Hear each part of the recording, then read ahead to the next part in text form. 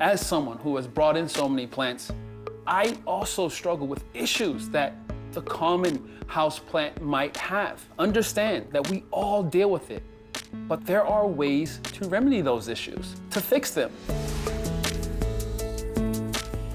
So today, I'm gonna talk about some of the most common houseplant issues: root rot, leaning plants, dying foliage, how to fix it, how to get that plant back on track, and help all of your plants show off their natural shine.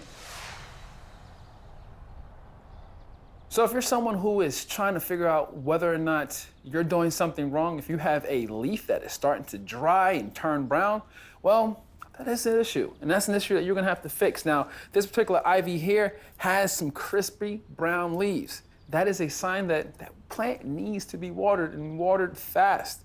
Now, if you get to this point, you don't have to leave those leaves there in the plant. You could come in and take your shears and trim them off. This whole vine here is basically dead, so I could just cut it back and prune it back. Now, when it comes to trimming and pruning back your plants, that actually is a good thing because it encourages new growth to develop. So if you're seeing any of those crispy edges in there, please go ahead and just start cutting away. If you see any browning on the edges of your foliage, any brown spots, kind of like this guy here, that is a sign that that plant will need a drink. And you could cut it out. You can tell when I'm talking about crispy edges, look how crispy that sound is.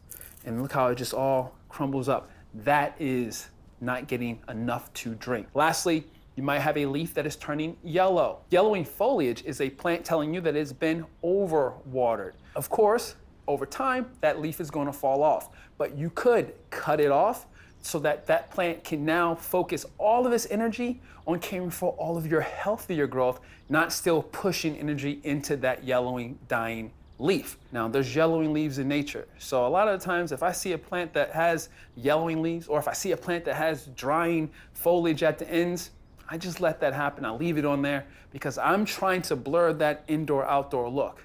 My home isn't a plant shop, so I don't expect everything to look perfect. But if you're someone that's going for that more polished, clean look with your plants, go for it, cut it out. I would always say, if you're having issues trying to figure out how to best water your plants, it's always better to underwater than overwater.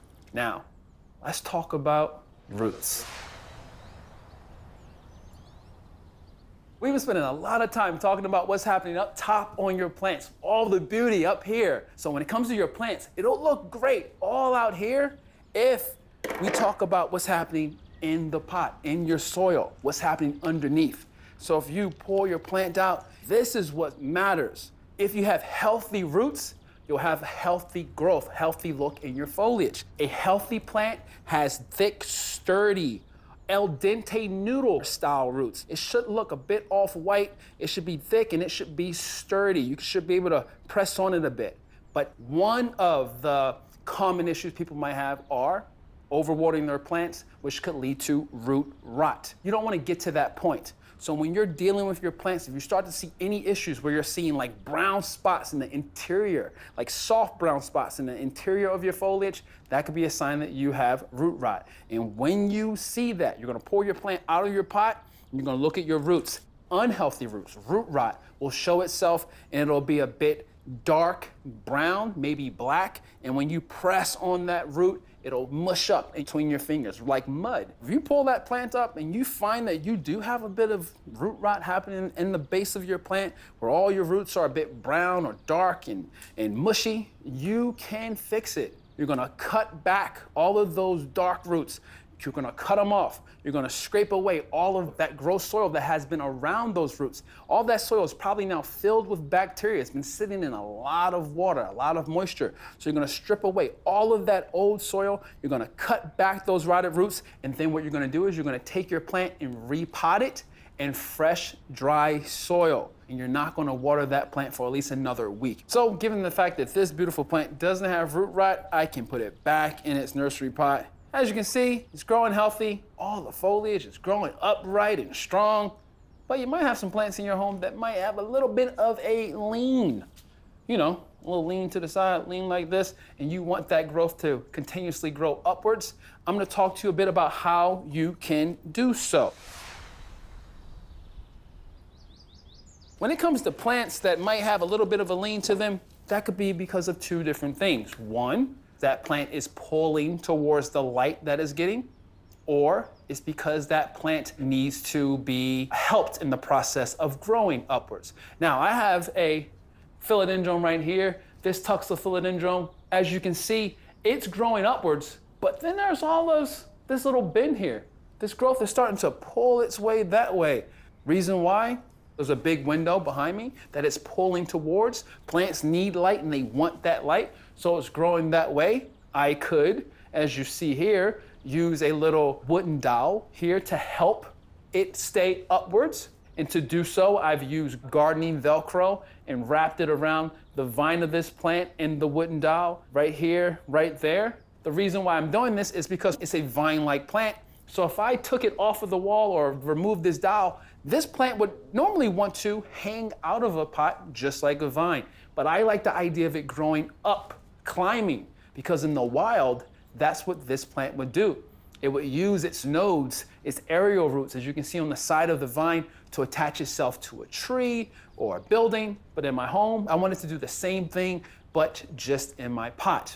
Let's say you have any plant that is leaning to the side that isn't a vine-like plant. Maybe it's a tree plant that is pulling and leaning towards the side. Again, you can give it some support with a dowel. You could also rotate that plant.